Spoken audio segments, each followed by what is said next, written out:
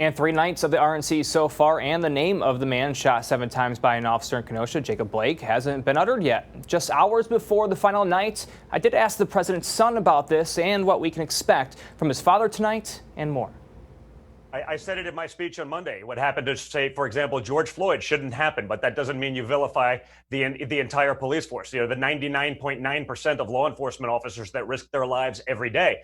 The DNC had 1 week to address rioting, looting, burning of buildings and federal offices and monuments.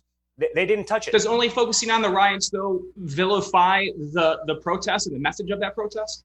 I don't think so, but it's sort of hard to overlook riots where entire businesses for 40 years are burning down to the ground. There was no conclusion. No one knew what happened, but the riots started immediately.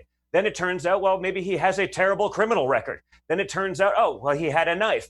It'd be nice to know some of these things before people jump to the conclusions.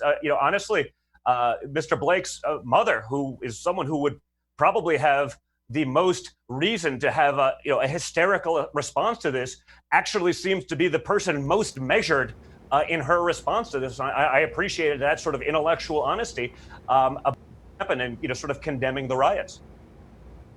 Now, we also asked about the economy and what voters should know about his dad that you can't see from watching the news. I should also note that we are reaching out to the Biden campaign about this interview and Trump Jr.'s comments. We will post any response and the full interview on WXYZ.com. It is also up on my Twitter page now. Glenda?